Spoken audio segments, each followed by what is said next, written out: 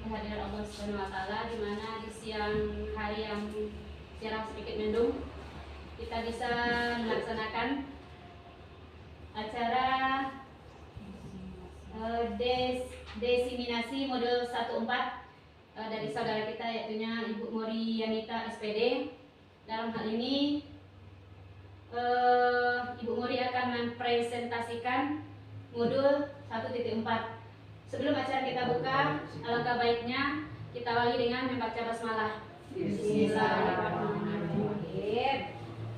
Acara selanjutnya presentasi yang akan dibawakan oleh Ibu Mori Yanita, yaitu desiminasi modul 1.4 kepada Ibu Mori.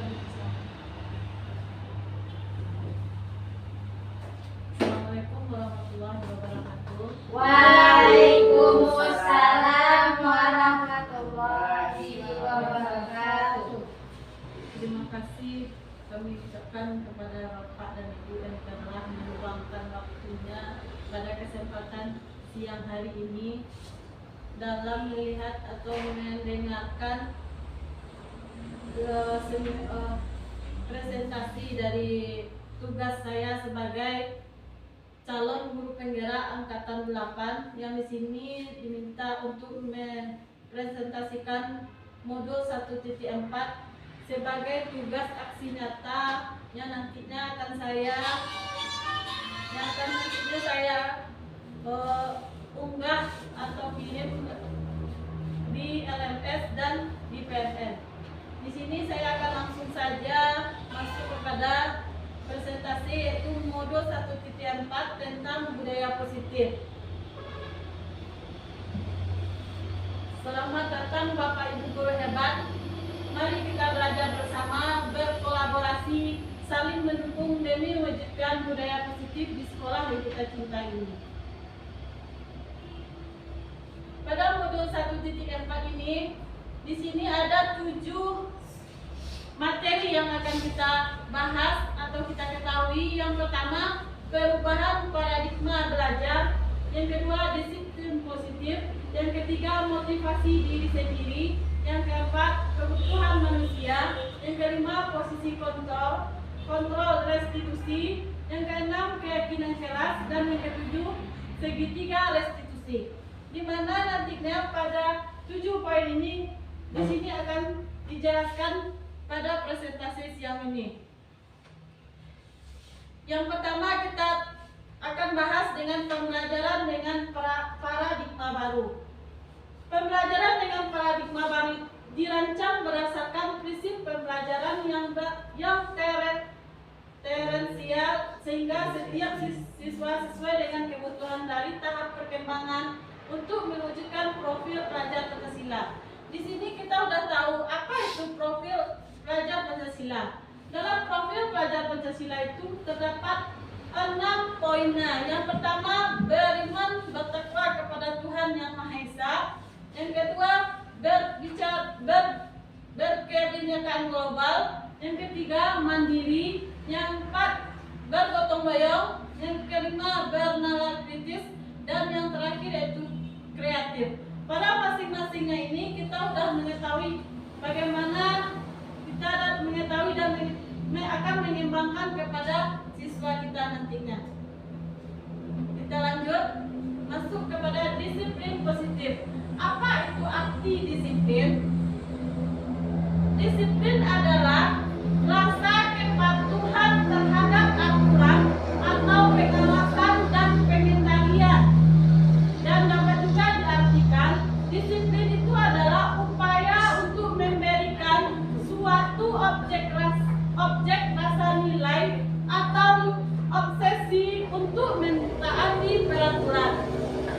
Jadi kita pada kegiatan ini kita akan mengetahui bagaimana kita harus memberikan disiplin yang bagaimana yang harus kita berikan kepada siswa kita pada saat pembelajaran dan pada di lingkungan sekolah kita. Lanjut, di sini kita akan bahas bagaimana Bapak pendidikan kita, yaitu Ki Hajar Dewantara, menyatakan bahwa Bapak Ki Hajar Dewantara ini adalah Bapak pendidikan. Di sini dia menyatakan di mana ada kemerdekaan, disitulah ada disiplin yang kuat. Maksudnya, disiplin bersifat self-discipline. Artinya, kita sendiri yang mewajibkan diri kita sekeras-kerasnya, bagaimanapun diri kita mewajibkan sekeras-kerasnya disiplin, tetapi itu sama saja kalau kita tidak patuhi. Sebab, jika kita tidak cakap melakukan self-disiplin, wajiblah penguasaan diri lainnya yang dapat mendisiplinkan diri kita. Lanjut, yaitu disiplin positif. Apa itu disiplin positif? Nanti kita akan bahas. Disiplin merupakan salah satu cara penerapan disiplin yang bertujuan untuk menumbuhkan kesadaran serta memberdayakan anak untuk melakukan suatu tanpa sogokan, ancaman maupun hukuman. Jadi pada disiplin positif ini kita sering melakukan di dalam kelas, kita lakukan memberikan sogokan kepada anak kita, ancaman jika ada dia tidak disiplin, atau memberikan hukuman. Contohnya saja, kalau anak kita tidak membuat PR, pasti kita akan beri hukuman. Kita berdirikan di depan kelas dan atau hukuman lainnya. Sebagai pendidik, tujuan kita adalah menciptakan murid yang merdeka. Syarat utamanya adalah disiplin diri. Kita disiplinkan diri kita dulu untuk mewujudkan itu, sehingga sesuai dengan nilai-nilai kebajikan yang memiliki motivasi dari dalam diri kita sendiri. Lanjut, kebutuhan dasar manusia. Kebutuhan dasar kita itu ada yang pertama, bertahan hidup, kasih sayang dan rasa terima, penguasaan, kebebasan, dan kesenangan. Nanti pada masing-masing ini kita akan jelaskan apa itu kebutuhan dasar manusia. Lanjut kita kepada motivasi perilaku manusia. Motivasi perilaku manusia ini ada 3. Sebelum kita masuk kepada poin 1, 2, dan 3, kita lihat dulu apa itu motivasi perilaku manusia. Yaitu motivasi merupakan dorongan yang timbul pada diri seseorang secara sadar atau tidak sadar untuk melakukan suatu tindakan yang tertentu. Jadi motivasi itu timbul dari kita sendiri secara sadar atau tidak sadar. Motivasi itu ada 3. Yang pertama, menghindari ketidaknyamanan dan hukuman. Maksudnya adalah murid melakukan disiplin diri karena takut dihukum. Ini adalah tingkatan terendah dari motivasi perilaku manusia. Jadi kalau siswa itu takut dihukum, berarti motivasi dalam dirinya itu rendah. Yang kedua, untuk mendapatkan imbalan atau penghargaan dari orang lain.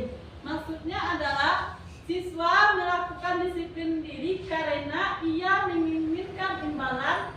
Motivasi itu satu tingkat atau motivasi yang pertama. Jadi kalau siswa minta imbalan, berarti itu motivasi yang satu tingkat dengan motivasi yang pertama. Karena itu dalam dirinya telah tertanam bahwa dia melakukan itu ingin mendapat imbalan.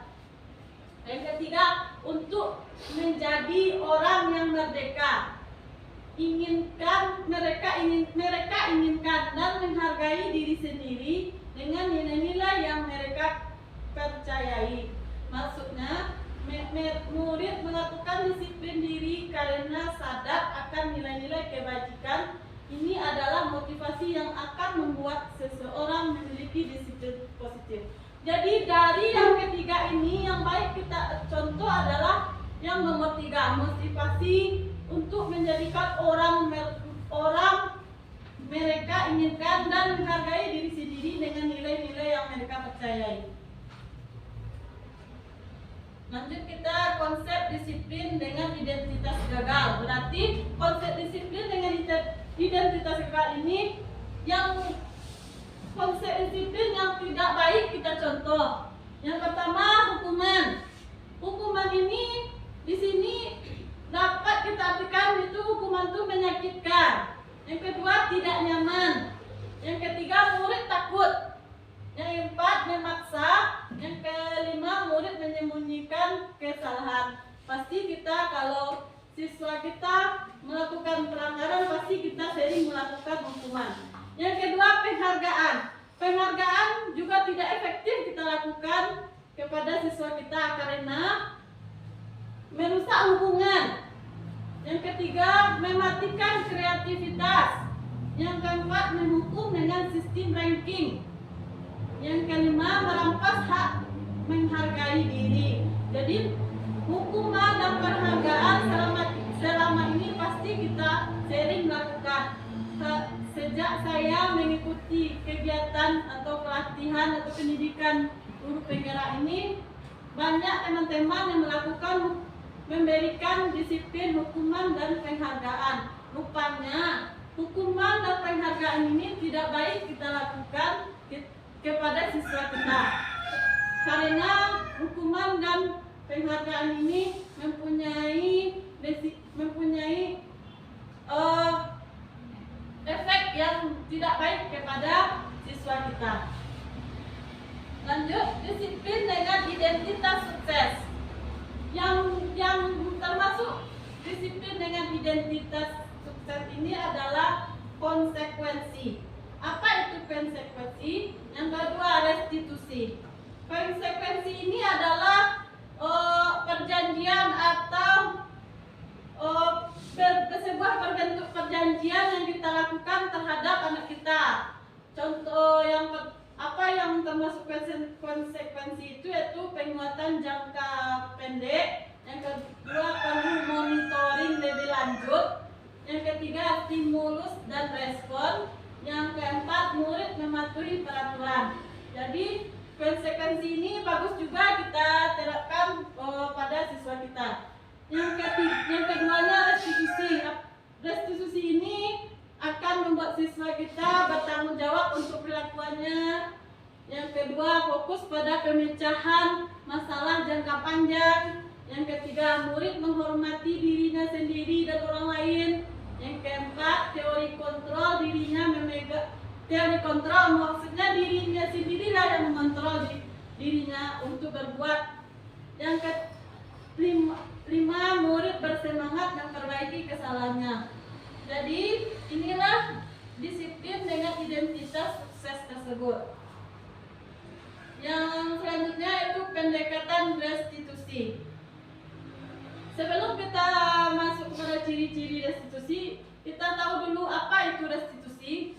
Restitusi adalah proses menciptakan kondisi baik murid untuk memperbaiki kesalahan mereka, sehingga mereka bisa kembali pada kelompok mereka dengan karakter yang lebih kuat. Ini pengertian menurut Gosen tahun 2004. Gosen juga menyatakan ciri-ciri restitusi itu. Yang pertama, bukan menembus kesalahan. Yang kedua, memperbaiki kesalahan. Yang ketiga, tawaran bukan paksaan. Yang keempat, mencari kebutuhan dasar yang mendasari tindakan. Yang keempat, fokus pada karakter bukan tindakan. Yang kelima, menguatkan dan fokus pada solusi. Selanjutnya, salah satu contoh video restitusi yang saya lakukan pada minggu ini, yaitu siswa yang tidak mengerjakan PR. Saya lakukan restitusi menggunakan pendekatan segitiga restitusi. Bapak Ibu bisa simak video yang saya tampilkan.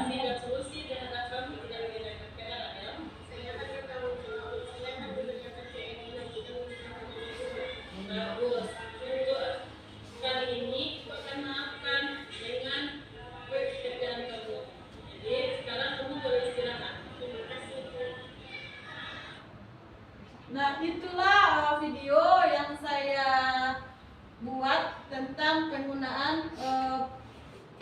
penggunaan restitusi segitiga restitusi.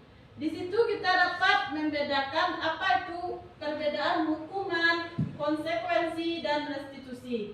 Pada hukuman kita selalu memberi atau menanyakan kepada memberikan hukuman kepada diri anak. Contohnya kita jika anak tidak buat PR, kita akan menghukum berdiri di depan kelas.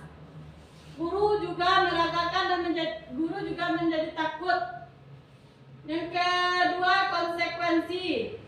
Mengapa? Karena nanti guru memberikan konsekuensi untuk mengerjakan PR berikutnya. Yang kedua, guru tegas dan murid menghormati. Itu perbedaan konsekuensi dan hukuman. Dan selanjutnya perbedaan dengan restitusi. Pada restitusi ini, guru menanyakan keyakinan kelas atau menanyakan diri murid dan membantu murid menyelesaikan masalah. Pada restitusi ini juga guru terbuka dan murid menghormati dirinya dan orang lain. Jadi di antara tiga ini lebih baik kita gunakan restitusi. Di sini pada restitusi ini kita tidak menghukum siswa, tapi kita meminta siswa untuk memperbaiki dirinya atas kesalahan dia. Apa kesalahan yang dia buat, dan kita akan meminta siswa tersebut untuk bertanggung jawab atas kesalahan yang mereka buat. Itu tentang restitusi. Nah, di sini juga ada 5 posisi kontrol restitusi. Yang pertama ada penghukum, yang kedua pembuat merasa bersalah, yang ketiga teman, yang keempat pemantau, dan yang kelima manajer. Dari 5 posisi kontrol ini kita akan mengetahui masing-masing penjelasan dari 5 poin tersebut. Nah, contohnya di sini kita ambil contohnya penerapan 5 posisi kontrol di kasus kebetulan siswa saya pas masuk sekolah pertama dia tidak bersepatu, jadi saya mengambil di situ kasus siswa yang tidak memakai sepatu. Kita lihat dari 5 posisi kontrol tersebut. Yang pertama, penghukum. Kalau penghukum, guru sering menyatakan mencat anak tersebut sering tidak memakai sepatu. Kalau siswa awaklah melanggar aturan, kita cap dia sering. Yang kedua, selalu tidak memakai sepatu. Kalau nak pakai, padahal dia pakai sepatu, anggap itu anakku sering melanggar aturan. Yang kedua, pembuat merasa bersalah. Di sini guru menyatakan bahwa kamu bagaimana ya. Jadi guru akan menanyakan, kamu bagaimana ya, kalimatnya agak tinggi. Kamu sudah berjanji dengan ibu akan memakai sepatu lagi ke sekolah. Kamu kenapa senang sekali mengecewakan ibu? Ibu benar-benar kecewa sekali. Berarti tanggapan guru ini agak keras dengan nada yang tinggi. Yang ketiga, kita sebagai teman. Kalau sebagai teman pada posisi kontrol ini kita menganggap sama besar.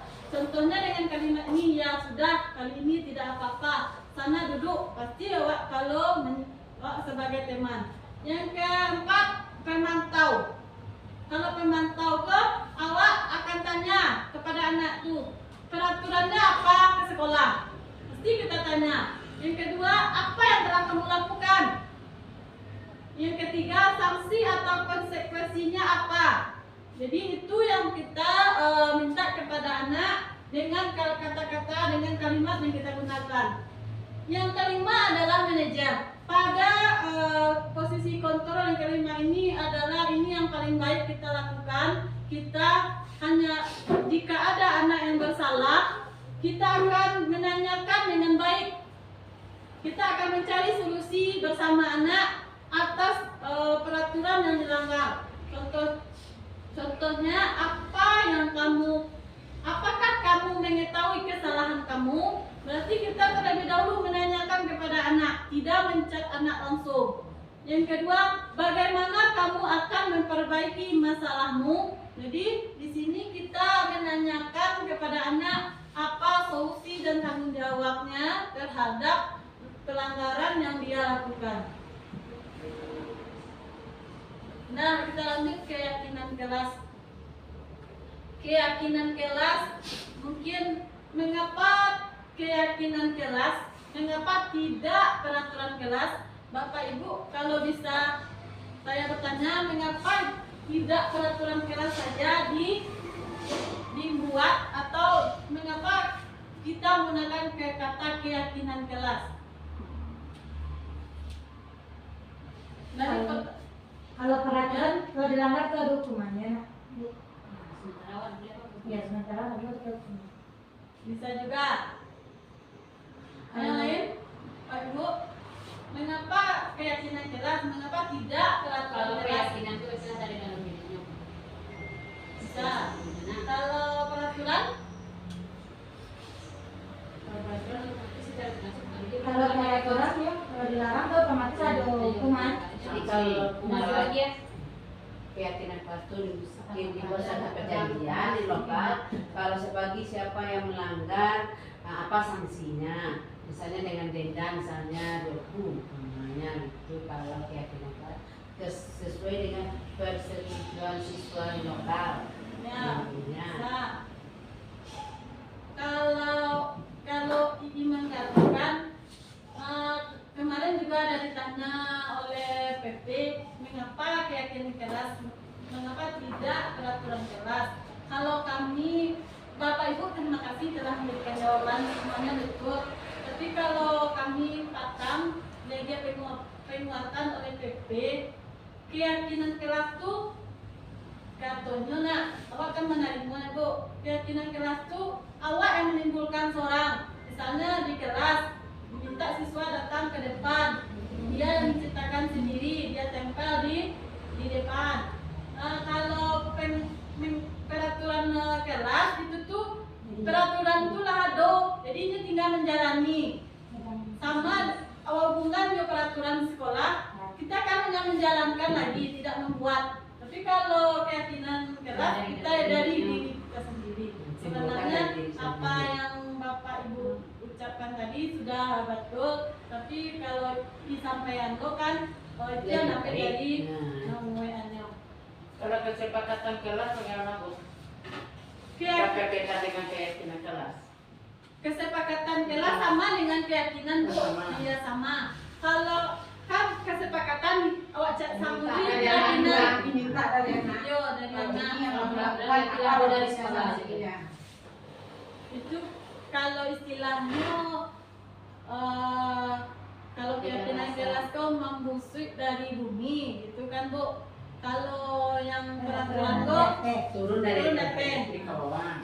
kalau di Panitia bawah dari atas. kalau di bawah angka budaya alam dan kabang. Lanjut ya Pak Ibu. Lanjut inilah sebuah kegiatan yang dilakukan saya kebetulan ini lagi membuat sebuah, tapi yang tak kebetulan tuh kebetulan si Tio ada membuat sebuah tuh minta fotonya ke studio. Malu bacur video. Nakul. Hendak sih ya Pak. Ini adalah kegiatan pembuatan keyakinan kelas. Sebenarnya caranya seperti ini yang bagus. Diminta tulis oleh anak di notebooknya, ditempelkan di depan dari hasil pemikiran anak-anak. Jadi diantaranya kita ambil mana yang bagus untuk keyakinan kelas kita. Mungkin untuk kelas tinggi, kalau untuk kelas rendah kelas satu contohnya Ini disebutkan aja. Iya, secara lisan. Iya secara lisan. Kalau misalnya di kelas yang 3 sampai 5, 6 yang langsung lebih. Tapi kelas 2 bisa diterapkan kan Bu? Kan lah anak langsung nulis ya. Kalau kelas satu ini rasa kalau Bentuk-bentuk keyakinan kelas. Bentuk keyakinan kelas yang pertama, keyakinan kelas lebih bersifat abstrak daripada peraturan yang lebih rinci dan konkret. Berarti kalimat yang dibuat oleh siswa itu abstrak, nampak. Dari peraturan itu lebih rinci dan konkret. Jadi Ani bisa mengetahui apa hukuman yang akan dia terima dari jika dia melanggar peraturan yang telah dia buat. Yang kedua, keyakinan keras hendaknya tidak terlalu banyak hingga mudah diingat dan dipahami oleh semua warga kelas. Masing-masing kita mungkin sudah mempunyai keyakinan keras. Kalau diminta tanya ke ibu, bara buah yang bisa ibu ambil jadi sebagai keyakinan keras yang telah ibu buat. Kalau di kelas itu 7. Kelas sampai berapa buah, Bu? Kalau keyakinan keras mungkin nado dan cuma kesepakatan kelas mau gue baru ada keyakinan. Beda makna. Ya, Beda bahasa. bahasanya beda, tapi maknanya sama, Bu. Iya, sama. Tidak boleh bertengkar kan itu. Ayo, Kalau kita masuk keras mengucapkan salah. Nah, ayo. Berapa buah ibu buat keyakinan Enam. kelas Baru 6? enam. Kalau di kelas 2 berapa buah? Gimana? 5. Kalau di kelas Pak Tio 10-an. Berarti banyak kan? Berarti ini Kelas kelas satu satu banyak. kelas satu Masa tuh banyak orang. Ya, Bu. Dilarang berkata kotor. Ya. Dilarang berkelahi. Ya. Kesepakatan kelasnya dia nggak boleh berkelahi. Membaca salam. Ya. Budaya salam. Berarti bisa itu bisa gue nak, Bu. Ya.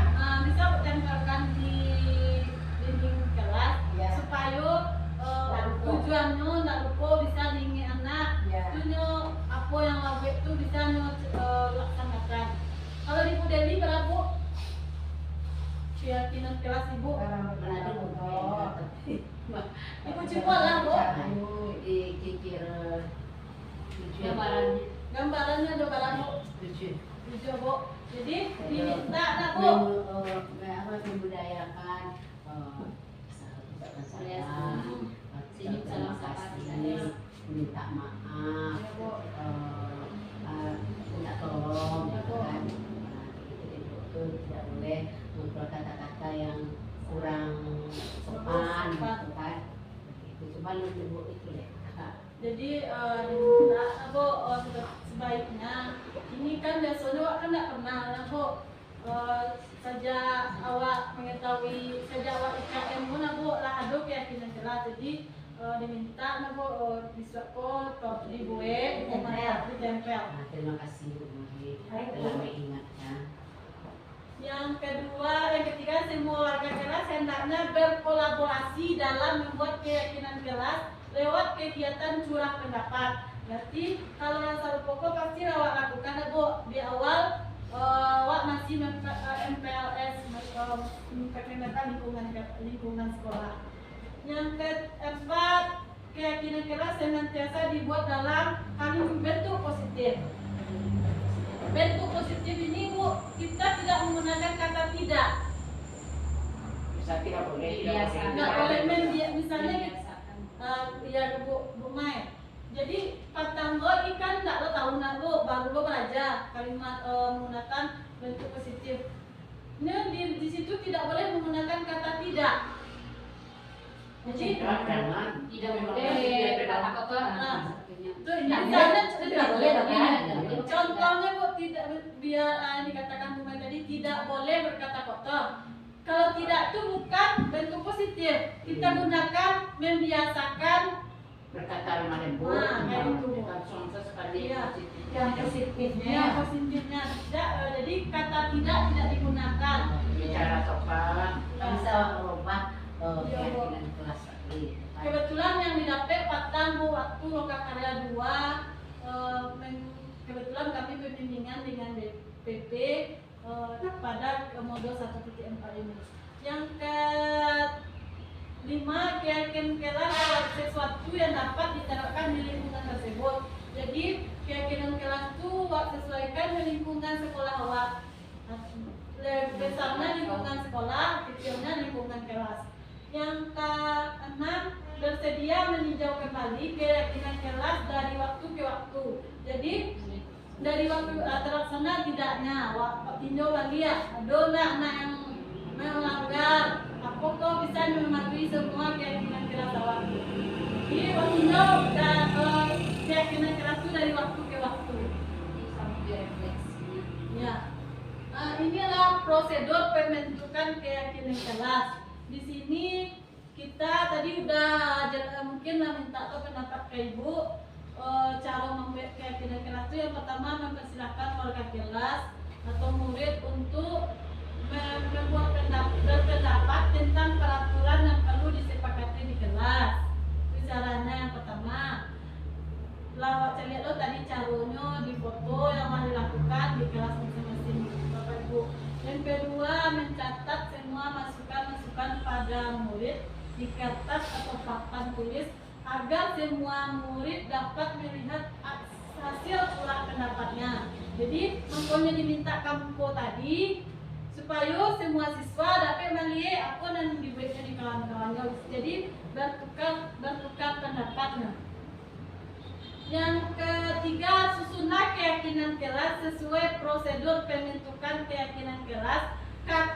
Ganti kata negatif menjadi positif. Serupa yang tadi. Kita tidak gunakan, tapi kita gunakan kata yang lebih baik dilakukan atau bisa dinegatifkan. Budayakanlah terima kasih. Ya Bu. Mari kita budayakan salam. Ya Bu. Itu contoh. Jangan kamu tidak itu ya. Ya Bu. Jadi tidak gunakan. Jadi istilahnya bisa memperkuat kata itu sendiri. Bisa dilaksanakan oleh anak-anak. Tinjau kembali daftar surat pendapat atau ulang keyakinan kelas secara bersama-sama. Jadi minta anak-anak itu apa yang dibuat anak-anak itu surat yang bacaan.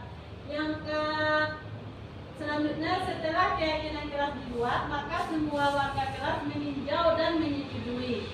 Jadi setelah awak ciptakan keyakinan kelas tersebut, awak ulang keyakinan di anak-anak.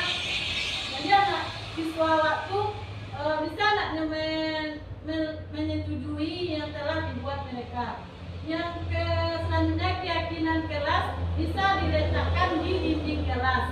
Jadi setelah awak tempelkan tadi, seperti yang telah saya lihat di kelas Pak Tio, ide yang bagus dibuatnya di kertas poster ya Bu, di print kadangnya itu lebih bagus Bu, itu ditandatangani oleh siswa Pak semua, karena dia yang membuat. Itu bisa kita contoh ya Pak Ibu, rencana naik lo iya Bu, bisa kita tiru di kelas Pak Tio. Salah bangun, betul ya. Semuanya itu lebih baik bagus buat ditandatangani. Kalau nanti ada masalah ya Bapak Ibu, yuk pelanggaran, kalau kan nggak tahu bahasa siswa. Biko, karena sebagian siswa mengadu pulang lah Bu, kalau dihukum. Jadi itu tuh kalau dibuatnya di anaknya, jadi pegangannya, pembuatannya bagi awak untuk abang besok itu. Itu ide yang bagus oleh Pak Tio, yang dilakukan oleh Pak Tio. Bisa disalah besok Bu. Ya kita mencontoh yang baik. Yang kita lanjut yaitu segitiga restitusi. Segitiga restitusi ini untuk serupa ya video yang ditampilkan tadi, dengan itulah menyelesaikan suatu masalah dengan menggunakan segitiga restitusi. Segitiga restitusi ini mempunyai 3 tahapan. Yang pertama, menstabilkan identitas. Apa maksudnya Bu? Kita semua akan melakukan hal terbaik yang bisa kita lakukan. Dengan contohnya di sini setelah didapat ya Bu, lah paham lo kebetulan buat belajarnya Patam masih daring nah Bu, dari hasil Patam dapat penguatan dari PP. Yang pertama tuh menstabilkan identitas. Menstabilkan identitas itu dapat menggunakan contohnya risiko kalimatnya itu berbuat salah itu tidak apa-apa. Jadi wak panggil anak itu nak Bu, itu kecilan, aku kesalahan awak. Itu nak tekan langsung anak itu dong, emang betul. Semua orang pasti punya kesalahan. Itu kalimatnya Bu. Yang kedua, tidak ada manusia yang tidak sempurna. Jadi arahkan ke situ. Yang ketiga itu pada menstabilitas identitas kok saya ingin mencari solusi dari permasalahan ini. Jadi awak carian anak tuh solusi dari masalahnya yang dihadapi, yang dilanggarnya. Yang kedua tuh validasi tindakan. Validasi tindakan tuh semua pelaku memiliki alasan. Contoh dengan kalimatnya, Bu. Kamu pasti punya alasan mengapa melakukan hal tersebut. Jadi awak kali bahas alasannya mengapa membuat kesalahan. Yang kedua, contoh kalimatnya, ya bisa terlihat kamu merasa senang dengan hal yang kamu lakukan, tapi jadi jangan merugikan orang lain. Jadi dari kesalahannya tuh tidak merugikan orang lain. Contohnya, tagaknya kamu dari lagi hukuman, guru mencelian anak tuh Bu. Jadi kawan yang lain kan tinggal, jadi merugikan orang lain. Yang ketiga, menanyakan keyakinan. Menanyakan keyakinan tuh guru bisa memotivasi diri anak tersebut dan bertanggung jawab atas kesalahannya. Tanggung jawabnya terhadap kesalahan yang dibuatnya, apa solusinya? Minta anak tuh memberikan solusinya. Awak tak menghukumnya Bu, tapi awak minta solusinya. Solusi dari kesalahan yang dibuat. Contohnya di situ nak Bu, wak tanyuan. Misalnya tadinya nak BPR, nak Bu, wak tanyuan. Pasti wak lagi membuat PR dan dikerjakan guru, itu pasti ada keyakinan kelas kita. Jadi wak tanyuan, keyakinan kelas yang melanggar. Wak balikan kayaknya orang Bu. Yang keduanya, keyakinan apa yang belum kamu tunjukkan. Berarti melanggar tadi, berarti kan yang menunjukkan keyakinan kelas yang membuat. Yang kedua, apakah tindakanmu mencerminkan keyakinan kelas? Jadi contohnya nak buat PR tadi, berarti kan tindakannya mencerminkan melaksanakan keyakinan kelas. Selanjutnya, dalam penerapan program disiplin positif, hendaknya guru memiliki standar kepribadian, profesional dan sosial yang baik. Berarti sebenarnya balik ke diri awak dulu ya Bu. Sebagai contoh yang baik. Sarupo jo wak kaitkan dengan pemikiran KHD dengan semboyannya inganso sungkulodo ingmanjo mangungkaso yani. Jadi awak salah buku lagi menjalankan Bu, tapi pemahaman itu kurang ya Wak. Di tahu Bu, memang ini salah buku lagi penggunaan pemikiran KHD itu, tapi alun sempurna. Jadi dari pembelajaran banyaklah pembelajaran yang didapat dalam mengikuti pendidikan berpenggerak. Lanjut, di mana guru mampu merefleksi pada posisi kontrol saat ini. Bagaimana perjalanan dirinya sebagai among atau posisi manajer. Jadi posisi kontrol baik itu adalah sebagai manajer Bu. Jadi awak mengayomi anak, tidak menghukum anak, tapi yang baiknya adalah posisi manajer yang menentukan murid-murid menjadi insan yang mandiri, merdeka dan bertanggung jawab. Jadi awak balik ke diri awak kembali Bu, untuk menjadi contoh dari menjadi contoh untuk murid awak. Nah itu mungkin Pak Ibu penjelasan dari posisi kontrol modul 1.4. Sebelumnya saya terima kasih kepada Bapak Ibu yang telah meluangkan waktunya dengan tugas yang telah diberikan kepada saya dalam menjalankan pendidikan guru penggerak ini, berbagi pengalaman Bu. Sebenarnya waktu Batam tuh sebenarnya terpaksa mengikuti, tapi aku manfaatnya besar untuk awaknya. Tidak disangka lulus. Jadi yang pertama manfaatnya awak dan banyak kenal, ilmu bertambah, kawan banyak, yang tak tahu menjadi tahu, yang biasanya Allah laksanakan tapi belum sepenuhnya. Di sini orang tahu ilmunya berangsur-angsur untuk melakukannya. Itulah pengalaman selama mengikuti PGP. Alhamdulillah saat ini sudah berjalan 3 bulan. Tinggal nyukan sampai Desember aku. Desember pula terakhir. Kabarnya November lah selesai. Ini jalan 2 loka tinggal 5 loka. Rasa hari berjalan Aku video saya. terima kasih atas partisipasinya, dukungan yang telah Bapak Ibu berikan. Mohon besok-besoknya mohon bantuan lagi Bapak Ibu atas tugas yang diberikan. Siap membantu, mendukung. Kembalikan kepada moderator. Terima kasih kita ucapkan kepada Ibu yang sudah memberikan presentasi tentang diseminasi modul 1.4. Terus kita berikan kepada Ibu Nuri hari ini. Saya sebagai moderator, lebih kurangnya mohon maaf. Bila ada kata hidayah. Assalamualaikum warahmatullahi wabarakatuh. Waalaikumsalam.